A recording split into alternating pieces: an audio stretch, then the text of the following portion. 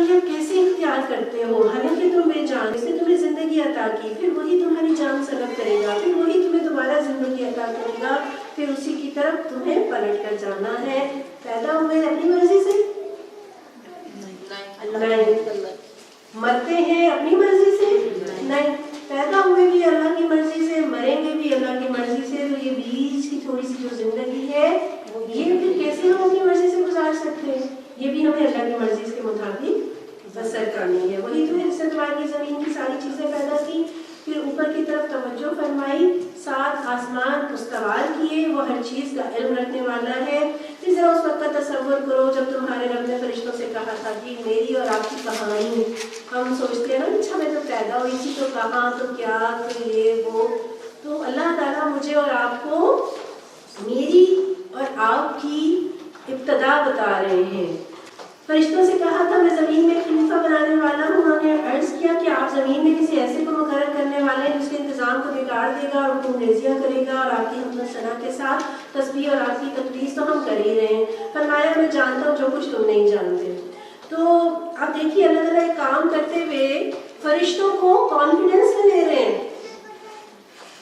اللہ تعالیٰ اس بات کی محتاج نہیں ہے کہ فرشتوں کی اجازت لیں، لیکن کتنی اچھی بات ہے، ہمیں سکھا رہے ہیں نا، آپ گھر کی بڑی ہیں، لیکن اگر آپ گھر میں کوئی کام کر رہی ہیں، بچوں کو، ملازمین کو اطمینان میں لیں، کانفیڈنس میں لیں۔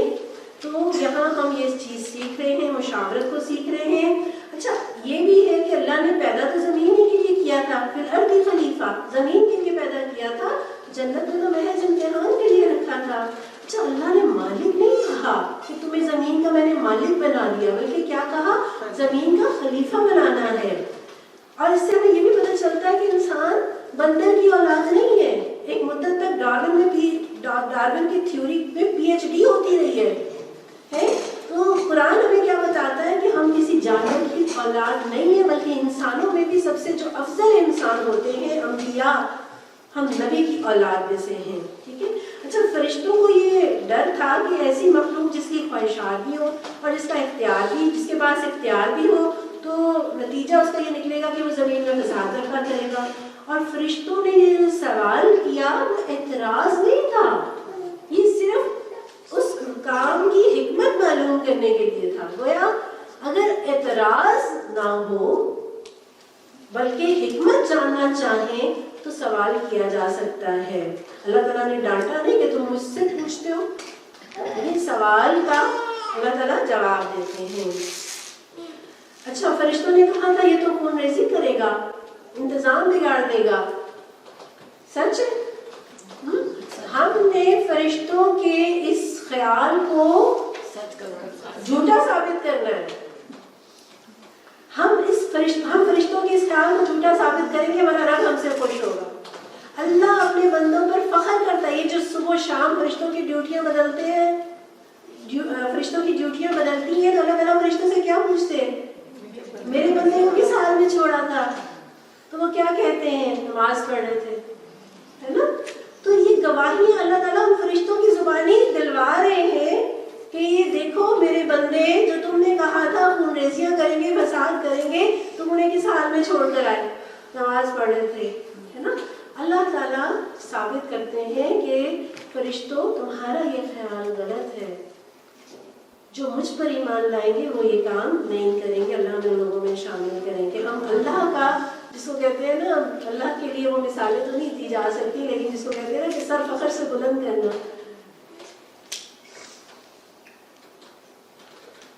اور فرشتے کہہ رہے ہیں کہ ہم تو تسبیح کر رہے ہیں، ہم تو تقدیس کر رہے ہیں، ہم تو عبادت کر رہے ہیں، اب انسان کیوں بنانے جا رہے ہیں؟ اور واقعی یہ حقیقت ہے، رسول اللہ صلی اللہ علیہ وسلم فرماتے ہیں بے شک آسمان چرچرا رہا ہے، اسے چرچرانے کا حق بھی ہے، اس لیے کہ اس میں 4 انگل بھی جگہ ایسی نہیں کہ جہاں کوئی نہ کوئی فرشتہ اپنی پیشانی اللہ کے حضور رکھے ہوئے نہ ہو۔ اتنے فرشتے ہیں، ٹھیک ہے۔ اور فرشتے تسبیح و تقدیس کر رہے ہیں، تسبیح اور تحمید کر رہے ہیں۔ ہم بھی کہیں سبحان اللہ و بحمدہ سبحان اللہ العظیم، ٹھیک ہے۔ اس کے بعد اللہ نے آدم کو ساری چیزوں کے نام سکھائے، پھر انہیں فرشتوں کے سامنے پیش کیا، فرمایا اگر تمہارا خیال صحیح ہے کہ کسی خلیفہ کے تقرر سے انتظام بگڑ جائے گا تو ذرا ان چیزوں کے نام بتاؤ۔ گویا آدم کو تخلیق کرنے کے بعد اسے دی گئی؟ گھر، گاڑی، کھانا پینا، علم۔ انسان کی سب سے بڑی ضرورت علم ہے، ٹھیک ہے؟ اور اللہ کے دیے ہوئے اختیار کو، جو خلیفہ یا خلافت کا اختیار ہے یا ذمہ داری ہے، اس کو تبھی ادا کر سکیں گے جب علم میں دنیا بھی ہوگا اور علم میں دین بھی ہوگا۔ اچھا، اگر آپ گاڑی چلا رہے ہو اور آپ کو گاڑی چلانے کا علم نہ ہو تو کیا ہوگا؟ حادثے ہوں گے۔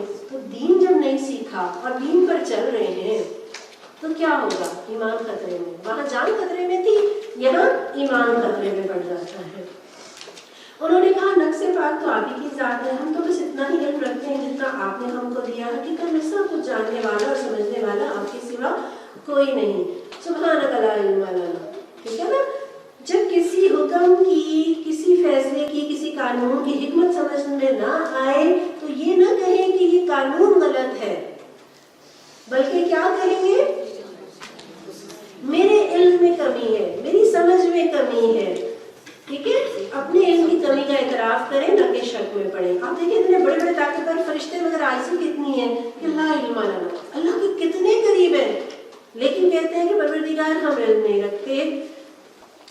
پھر اللہ نے آدم سے کہا تم انہیں ان چیزوں کے نام بتاؤ۔ جب اس نے ان کو ان سب کے نام بتا دیے تو اللہ نے فرمایا میں نے تم سے کہا نہ تھا کہ میں آسمان اور زمین کی وہ ساری حقیقتیں جانتا ہوں جو تم سے مخفی ہیں؟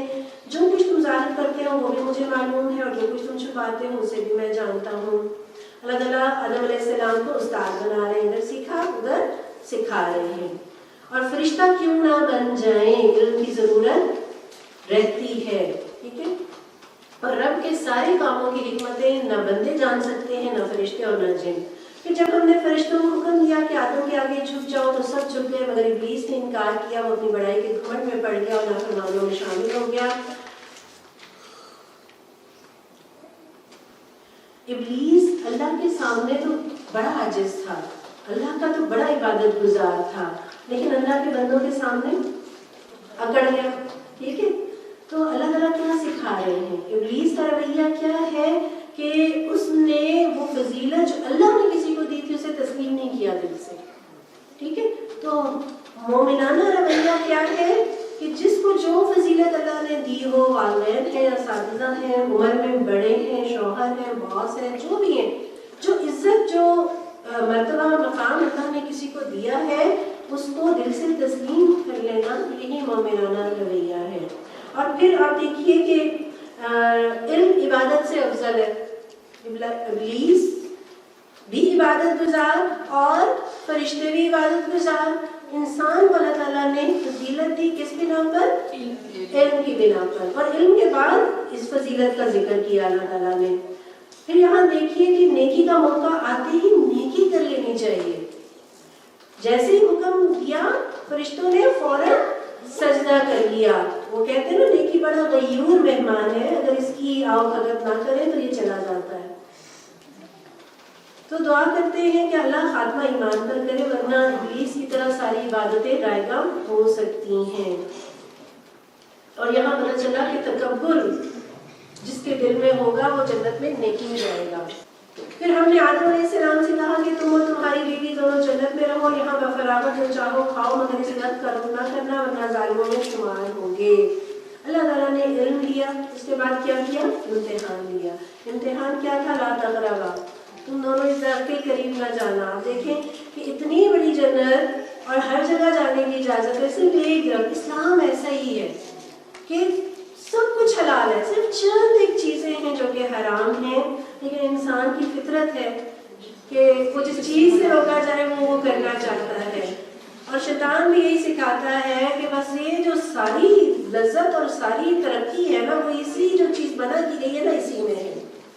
فَأَزَلَّهُمَا الشَّيْطَانُ، حتیٰ شیطان نے دونوں کو اس درخت کی ترغیب دے کر ہمارے حکم کی پیروی سے ہٹا دیا اور انہیں اس حالت سے نکلوا کر چھوڑا جس میں وہ تھے۔ ہم نے حکم دیا کہ اب تم یہاں سے اتر جاؤ، تم سب ایک دوسرے کے دشمن ہو، تم ایک خاص وقت تک زمین میں ٹھہرنا، وہیں گزر بسر کرنا ہے۔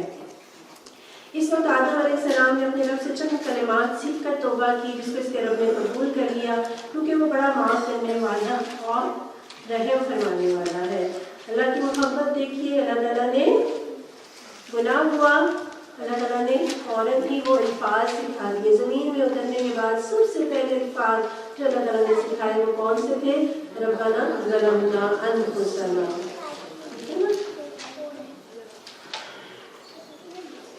سر سے کسی نے پوچھا گناہ ہو جائے تو کیا کریں؟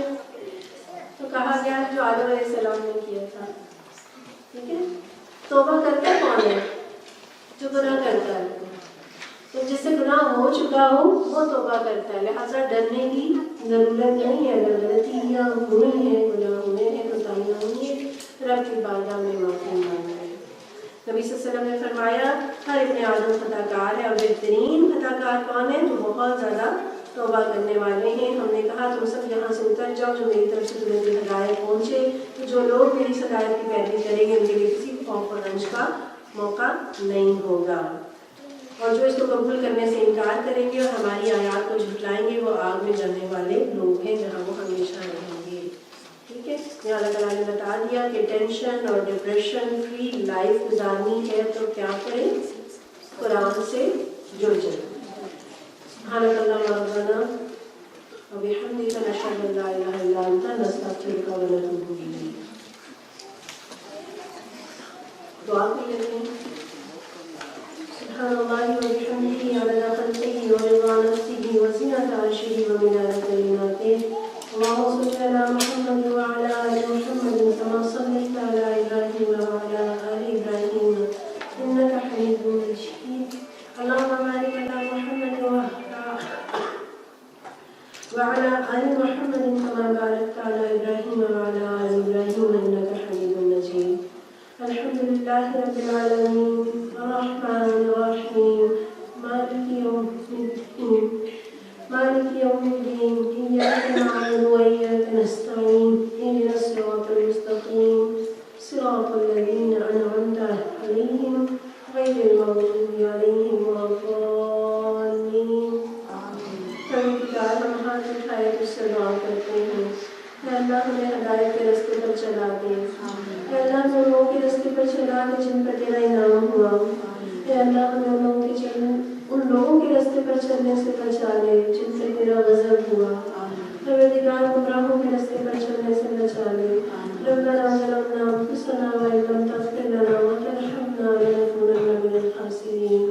پروردگار ہم نے اپنی جانوں کا بڑا ظلم اٹھایا ہے.